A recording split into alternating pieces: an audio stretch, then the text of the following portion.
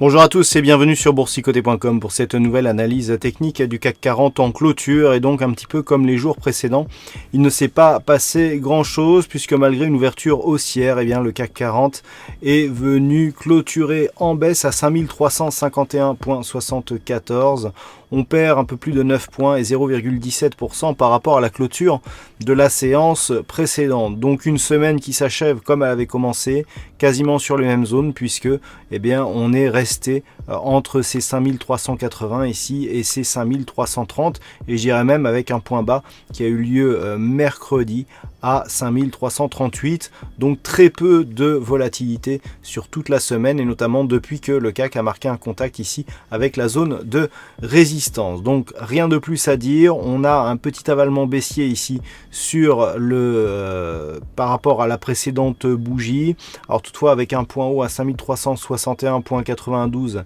et une ouverture à 5362,73, nous pouvons considérer que c'est un avalement puisqu'il y a un petit gap haussier sur l'ouverture, très petit, mais qui permet ici de valider l'avalement donc sur le corps de la bougie précédente. Donc petit signal baissier.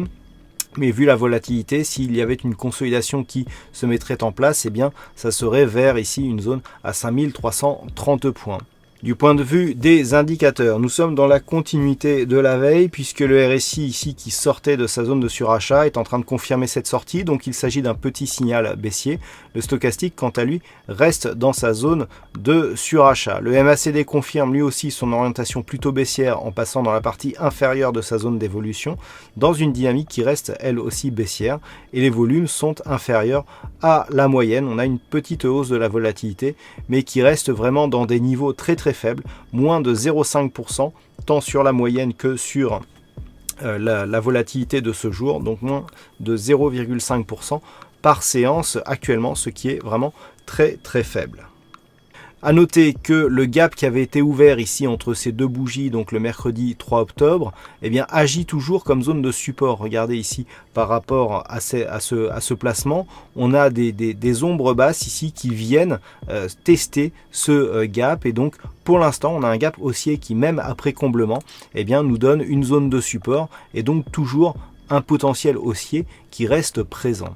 Du point de vue de l'unité de temps hebdomadaire, vu que nous sommes vendredi, nous constatons bien ici la faible volatilité donc de cette bougie,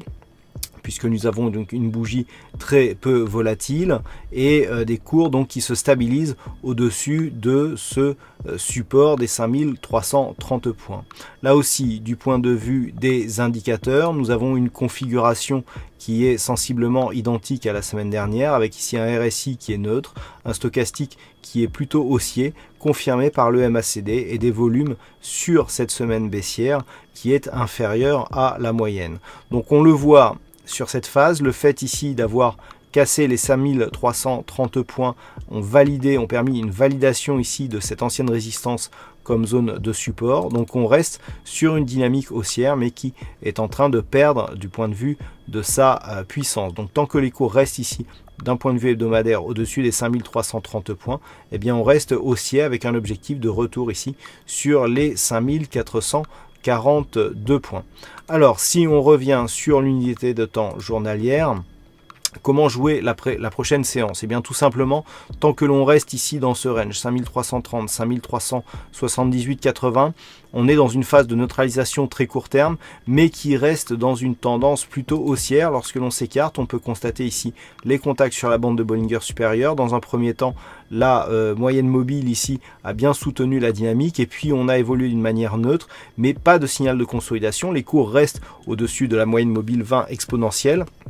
ce qui est plutôt haussier. Donc tant que les cours restent ici au-delà des 5330, voire même des 5312-15 points, puisque ce sera à peu près les niveaux autour desquels oscillera la moyenne mobile 20 exponentielle, on reste dans une dynamique haussière, même si d'un point de vue très court terme, on est toujours dans une phase de neutralisation. Le directionnel serait relancé en cas de cassure haussière ici des 5380 points, qui relancerait la dynamique donc du fond de tendance qui est toujours orienté à la hausse. Niveau d'invalidation donc se ferait en cas de de rupture ici de la moyenne mobile 20 exponentielle et si les cours venaient à repasser par exemple sous les 5284 points. Voilà donc tout ce que l'on peut dire sur cette analyse technique du CAC 40. D'un point de vue statistique, nous sommes toujours sur une probabilité plutôt haussière d'avoir une évolution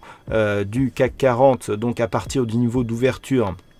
de lundi prochain et pour la prochaine séance, alors on a un nombre d'occurrences assez faible et un pourcentage assez fort, donc le pourcentage attention à moins de, je dirais, est moins significatif que si il y avait beaucoup plus d'occurrences, donc puisque nous sommes à une probabilité de 73%, donc 11 cas sur 15, donc 11 bougies sur 15 qui ont été haussières par rapport à au niveau d'ouverture. Voilà donc pour cette analyse technique du CAC 40, passez un bon week-end et puis on se retrouve dès la semaine prochaine pour plein d'autres analyses techniques, toujours sur le site boursicoté.com.